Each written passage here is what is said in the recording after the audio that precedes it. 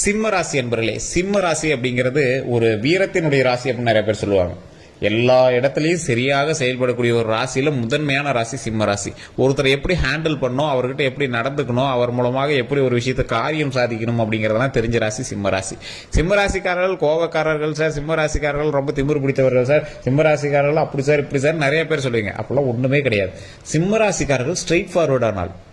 ஒரு ஸ்ட்ரெயிட் ஃபார்வர்டான ஆளை பார்த்தா எல்லாருக்குமே எப்படி தோணும், அவன் ஒரு கோவக்காரன் சார், அவன் ஒரு வில்லன் சார், அவன் ஒரு இவன் சார், அவன் சார் அப்படிதான் சொல்லுவான்.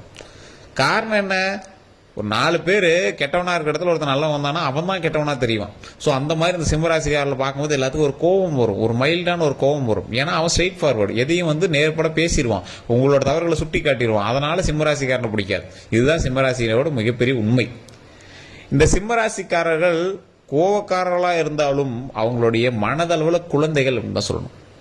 ஒருத்தருக்கு நன்மை செய்கிறாங்க அப்படின்னா மற்றவர்கள்லாம் தெரிஞ்சு செய்வாங்க, மற்றவர்கள்லாம் தெரியணும். ஒருத்தருக்கு ஒரு பொருள் வாங்கி கொடுக்குறாங்க அப்படின்னா ஒரு 4 பேருக்கு முன்னாடி வாங்கி கொடுப்பாங்க. ஆனால் இந்த சிம்மராசிக்காரர்கள் செய்யக்கூடிய நன்மைகள் வெளியவே தெரியாது. என்னதான் திட்டினாலும் குடும்பத்துக்காக முதன்மையாக நீ நிற்கக்கூடிய ராசி சிம்மராசி. என்னதான் திட்டினாலும் நட்போட்டாரங்களுக்கு செய்யக்கூடிய ராசி சிம்மராசி. என்னதான் நட்போட்டாரங்களை பெரிய இதாக அமைஞ்சாலும் இந்த நட்போட்டாரங்களுக்காகவே நிறைய வாழ்க்கைக்கு பேக்ரவுண்ட்லேருந்து ஹெல்ப் பண்ணக்கூடிய ராசி இந்த சிம்மராசி. எல்லா விஷயத்துக்கும் போய் முன்னாடி நிற்பாங்க, எல்லா தொழில் ரீதியான விஷயங்களும் போய் முன்னாடி நிற்கக்கூடிய ராசி இந்த சிம்மராசி. இந்த சிம்மராசிக்காரர்களுக்கு கல்வியில ஓரளவு கொஞ்சம் ஈடுபாடுகள் அதிகம். எதை நோக்கி பயணம் பண்றாங்களோ அதை நோக்கி சில தொழில்கள் செய்யணும் அப்படின்னு நினைப்பாங்க. ஒரு சிலரை விட ஒரு 80% பேர் இந்த சிம்மராசியில என்ன படிச்சாங்களோ அதுக்கு தகுந்த தொழிலுக்கு போக மாட்டாங்க, வேறு ஏதோ ஒரு தொழில் போவாங்க. ஆனால் அந்த தொழில சக்சஸ் பண்ணுவாங்க. அதுதான் மிகப்பெரிய விஷயம். ஒரு ஆளுமை கொண்ட ராசி சார் இந்த சிம்மராசியை பொறுத்த வரைக்கும். பெரிய தொழில் இருக்காங்களோ இல்லையோ, ஒரு ஆளுமை திறன் கொண்ட ராசி. இப்படிதான் இது நடக்கணும், அதை இப்படிதான் செய்யணும் அப்படிங்கிறதுல ஒரு திறன் கொண்ட ராசி. இந்த ராசிக்காரர்களுக்கு கல்வியில முதன்மை, அது முன்னாடி சொன்னதான். தொழில முதன்மை, எந்த தொழில் செய்தாலும் அந்த தொழில் ஒரு ஹைலைட். ஒரு தொழில் செய்ய மாட்டாங்க, ஒரு 2-3 தொழில் செய்வாங்க. அந்த அளவுக்கு இதுல கொஞ்சம் ஹைலைட்டான பர்சன் இந்த சிம்மராசி. இந்த ராசிக்காரர்கள் தற்போதைய நிலைமையில ஒரு கண் கட்டிய ஒரு இடத்துல இருக்கீங்க. என்ன பண்றதுன்னு தெரியல சார். ஒரு நல்ல நேரம் தான், இந்த நேரத்தை எப்படி பயன்படுத்தணும்னு தெரியல. பணம் வருது அப்படின்னு சொல்றாங்க, பணம் வரும் அப்படின்னு சொல்றாங்க, அதை சரியா பயன்படுத்த தெரியல. ஆனா பெருசா இன்னொரு லாபம் வரல. ஏன் அப்படின்னு கேட்கக்கூடிய ஒரு நேரம். தனிப்படையான ஜோதிடம் கண்டிப்பா இந்த டைம்ல தான் நீங்க பார்க்கணும்.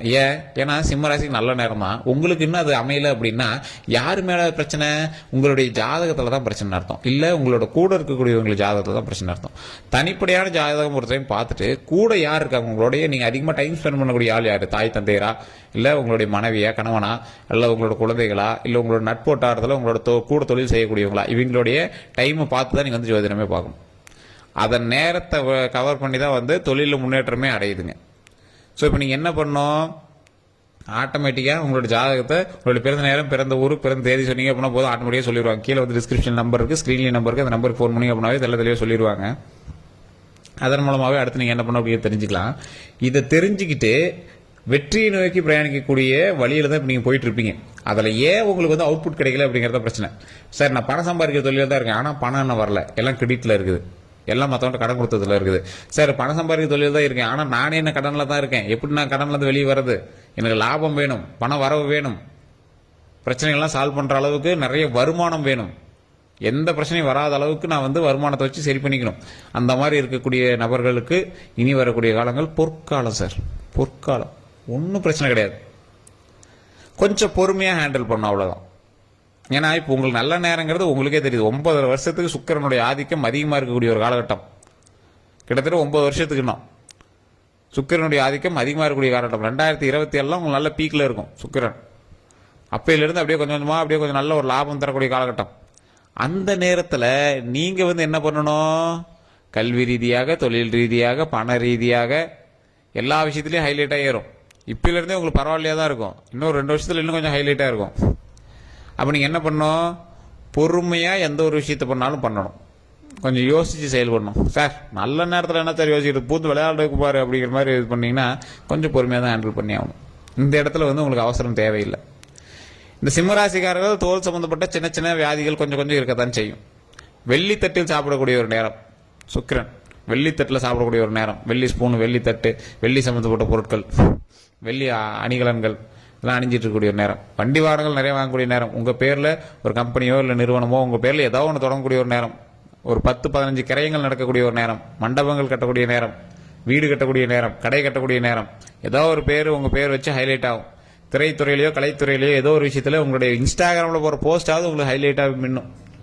ஸோ அந்த மாதிரி நிறைய விஷயங்கள்ல உங்களை வந்து முதன்மையாக காட்டக்கூடிய ஒரு காலகட்டம். ஸோ இந்த ராசினருக்கு எல்லாமே வந்து பிளஸ்ஸா தூக்கக்கூடிய ஒரு காலகட்டம். சுக்கிரன்னா என்ன, உங்களுக்கு லக்ஸுரி. சுக்கிரன்னா லக்ஸுரி, கலைத்துறையில உங்களுக்கு முதன்மை. ஸோ இதுதான் சுக்கிரனுடைய ஒரு மிகப்பெரிய இது. கலைத்துறையில் நீங்க முன்னாடி வந்துருவீங்க. கலைத்துறையில் முன்னாடி வந்து ஹைலைட் ஆனாவே, முகம் பிரதிபலிச்சாவே என்ன ஆகுது, பணம் வருது. பணம் வந்துச்சு அப்படின்னா என்ன, ஆட்டோமேட்டிக்கா கரையெல்லாம் நிறைய வாங்குறீங்க, நிலங்களெல்லாம் வாங்குறீங்க, வண்டி வாகனங்கள் நிறைய வாங்குறீங்க. இந்த ராசிக்காரர்களுக்கு ஒரு 4-5 வண்டி வாகனங்கள் வாசல்ல நிற்கும். 4-5 வண்டி வாகனங்கள் ரெகுலரா இங்க வந்து வாங்கி வச்சுக்குவாங்க. அவங்க வாங்கி வைக்கிறாங்களோ இல்லையோ, அவங்களுடைய தொழில் சம்பந்தப்பட்ட மாதிரி 4-5 வண்டி வாகனங்கள் இருக்கும். சுக்கிரனோட ஆதிக்கம் எதில் அதிகமா இருக்குன்னா வாகனங்கள் அதிகமா இருக்கும். ஸோ இந்த வண்டி வாகனங்கள் சுத்தமா வச்சுட்டீங்க அப்படின்னா அதில் இன்னும் வரும். அதாவது எப்படி சொல்றது, வண்டி வாகனங்கள்ல நீங்க சுத்தமா வச்சுட்டீங்க அப்படின்னா பண வரவு இன்னும் அதிகமாவே வரும். நீங்க நார்மலான ஒரு ராசிகாரலா இருக்கீங்க, இல்ல வேற ராசிகாரலா இருக்கீங்க அப்படின்னாலும் சரி, வண்டி வாகனத்தை சுத்தமா வச்சுட்டீங்க அப்படின்னா சுக்கிரனுடைய ஆதிக்கம் அதிகமாகும். சுக்கிரனுடைய ஆதிக்கம் அதிகமான என்ன, லக்ஸுரினஸ் அதிகமாகும். லக்ஸுரினஸ்னா என்ன, பண வரவு அதிகமளிக்கும். இன்னும் உங்களுக்கு வந்து லக்ஸுரி கொடுக்கும். ஸோ இது நிறைய பேருக்கு தெரியறது இல்லை. அதே மாதிரி சுக்கிரன் வந்து உங்களுக்கு உச்சத்துல இருக்கு அப்படின்னா, நீங்க ஜாதகம் பாத்தீங்க அப்படின்னா ஆட்டோமேட்டிக்கா தெரிஞ்சிடும். சுக்கிரனுடைய தசாபுத்தி இப்ப உங்களுக்கு இருக்கு அப்படின்னா, நீங்க சாப்பிட்ற விஷயத்திலயோ இல்ல ஏதோ ஒரு விஷயத்துல வெள்ளி பொருட்களை பயன்படுத்த ஆரம்பிங்க. அது இன்னும் உங்களுக்கு ஹைலைட்டா தூக்கி கொடுக்கும், நல்ல ஒரு அவுட்புட் கொடுக்கும். சக்சஸை நோக்கி பிரயாணிப்பதற்கு லக்ஸுரியை நோக்கி பிரயாணிக்கணும், என்ன லக்ஸுரியா மாத்தும். ஒவ்வொருத்தர் சொல்லுவாங்கல்ல, சேர்றவங்க கூட சேர்ந்தா தாண்டா நல்லது நடக்க முடியுமாங்கல்ல. ஸோ உங்க கூட மற்றவங்க சேர்ந்தா கூட எங்களுக்கு நல்லது நடக்கக்கூடிய ஒரு நேரம். உங்களோட பேர் நல்லா ஃபேமஸ் ஆயிருக்கு சார். இப்போ இந்த காலகட்டத்தில் உங்களோட பேர் ஃபேமஸ் ஆயிருக்கு. யாருனே தெரியாம ஒரு மூலையில் உட்காந்து உங்களுக்கு உங்களுடைய பேர் ஃபேமஸ் ஆயிருக்கு. ஒரு எக்ஸாம்பிளுக்கு ஒரு குழந்தை பிறந்திருக்கும், இந்த திசையில இந்த தசாப்தத்தில் ஒரு குழந்தை பிறந்திருக்கும். குழந்தை பிறந்தோடனே அதோட பேர் கொஞ்சம் ஹைலைட் ஆயிருக்கும். ஏதோ இந்த குழந்தை பேர்ல ஏதோ ஒரு நிறுவனம் ஓப்பன் பண்ணிருப்பீங்க, வண்டி வாங்கி விட்டுருப்பீங்க, ஏதோ ஒரு விஷயத்துல அந்த குழந்தையோட பேரை வந்து இன்வால்வ் பண்ணிருப்பீங்க. அது நல்ல மிகப்பெரிய ஹைலைட்டை தூக்கிட்டு இருக்கும். ஸோ அந்த அளவுக்கு உங்களுக்கு வந்து நேரம்லாம் நல்ல நேரம் தான். உடல் ரீதியான விஷயத்தினோட சின்ன சின்ன கவன குறைவுகள்ல கொஞ்சம் எல்லாம் பார்த்துக்குவாங்க, அவ்வளவுதான். மற்றபடி நேரம் நல்ல நேரம். ஸோ இந்த நேரத்தில் தான் நீங்க வந்து கண்டிப்பா ஜோதிடம் பார்க்கணும். சார் நல்ல நேரமா இருக்குது, ஆனா நீங்க சொன்ன விஷயங்கள்னு எனக்கு அமையல அப்படின்னா கண்டிப்பா ஜாதகத்தை பார்த்துட்டு அது தகுந்தாற் போல செயல்பட்டுட்டு ஒரு நல்ல ஒரு முதன்மையான ஒரு விஷயத்தை வந்து ட்ரை பண்ணுங்க. என்ன விஷயம், கடவுள் வழிபாடு, குலதெய்வ வழிபாடு பண்ணிட்டு எந்த ஒரு விஷயத்துக்காக நீங்க வந்து இப்ப ஸ்டெப் எடுத்துட்டு இருக்கீங்களோ அந்த ஸ்டெப்ல ஒரு சக்சஸ் பெறணும் அப்படிங்கிறதுக்காக காலங்காத்தால 6 மணிக்கு எந்திரிச்சு விநாயகர் வழிபாடு பண்ணுங்க. விநாயகர் வழிபாடு கண்டிப்பா சுக்கிரனுடைய ஒரு ஆதிக்கத்தை பெறுவதற்கு காலையில விநாயகர் வழிபாடு பண்ணிட்டு ஆட்டோமேட்டிக்கா நீங்க வந்து குலதெய்வ வழிபாடு பண்ணீங்க அப்படின்னா வீட்டில் இருக்கக்கூடிய வெள்ளி பொருட்களை வந்து தினம் ஒரு வெள்ளி பொருளை தொடுங்க. வெள்ளியை வந்து உங்க கையிலேயே போட்டுருந்தீங்கன்னா ரொம்ப நல்லதுதான். ஒரு காப்போ இல்லை செயினோ பிரேஸ்லெட்டோ இல்லை ஒரு மோதிரமோ ஏதோ ஒன்று வெள்ளி பொருட்கள் வந்து உங்க கையில் இருந்துச்சு அப்படின்னா இன்னொரு ஹைலைட். இது பண்ணீங்க அப்படின்னா மிகப்பெரிய சக்சஸ்.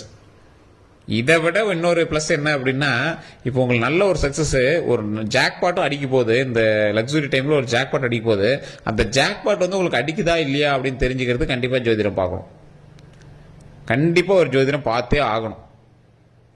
அந்த ஜோதிடம் எதுக்கு பார்க்கணும், உங்களுடைய வாழ்க்கையில அடுத்த ஸ்டெப் என்ன பண்ணும் அப்படிங்கிறதுக்காகவும் அந்த ஸ்டெப்ல உங்களுக்கு இன்னும் இதை விட சக்சஸ் கிடைக்குமா அப்படிங்கிறதுக்காகவும். சார் உங்களுக்கு வந்து பொறுத்து தான் எதுவுமே வந்து சக்சஸ் பண்ணி கொடுக்கும். இந்த ராசினர் பொறுத்த வரைக்கும் கொஞ்சம் பொறுத்து தான் வந்து எதையுமே சக்சஸ் பண்ணி கொடுக்கும். கொஞ்சம் பொறுத்து ஸ்டெப் வைங்க, ஆட்டோமேட்டிக்கா சக்சஸ் நடக்கும். கொஞ்சம் பொறுத்து வைக்கணும். சார் எவ்வளவு சார் பொறுக்கிறது, கடன் வட்டி அதிகமாயிட்டே இருக்குது, ஒரு பொருள் வாங்கி போட்டோம் வட்டி அதிகமாயிட்டே இருக்குது. நீங்க சாதாரணமா சொல்லலாம் நிறைய கடன் பிரச்சனை இருக்குது, கடன் பிரச்சனை எப்படி சால்வ் பண்றது. சார் கடன் அப்படிங்கறத விட உங்களுக்கான பேர் அதிகமா இருந்துச்சு, ஃபேமஸ் அதிகமாயிட்டீங்க. நல்ல விஷயத்துல ஏதோ ஒரு விஷயத்துல நல்ல விஷயத்துல ஃபேமஸ் ஆயிட்டீங்க. தொழில் ஓரளவு கொஞ்சம் மேன்மை வந்துட்டு தான் இருக்கு. நீங்க அதுல ஸ்டெப் எடுக்காம போறீங்க, அதான் தப்பு. ஸ்டெப் எடுக்க ஆரம்பிச்சீங்க அப்படின்னா அந்த தொழில் ஹைலைட் ஆயிட்டே இருக்கும். உங்களை வந்து எல்லாரும் என்ன நினைச்சிருக்காங்கன்னா, சார் உங்க தொழில் நல்லா போயிட்டு இருக்கு, உங்க நல்லா பண்ணிட்டு இருக்கீங்க, மிகப்பெரிய சக்சஸ் ஆயிருக்கு. ஆனா உங்களுடைய கஷ்டம் உங்களுக்கு தான் தெரியும், அது இல்லைன்னு சொல்ல கிடையாது. ஆனாலும் இப்ப மற்றவர்களுக்கு தெரியும் போது உங்களுக்கு தொழில் நல்லா ஓடுற மாதிரி தெரியுது பாத்தீங்களா. கொஞ்சம் இன்னும் அப்படியே கொஞ்சம் நிதானமா யோசிச்சு அந்த தொழில் சரி பண்ணுங்க. சரி பண்ணீங்க அப்படின்னா மற்றவர்கள் நினைப்பதை விட நீங்கள் இன்னும் உச்சிக்கு வரலாம், மிகப்பெரிய டாப் மோஸ்ட் லாபத்துக்கு வரலாம்.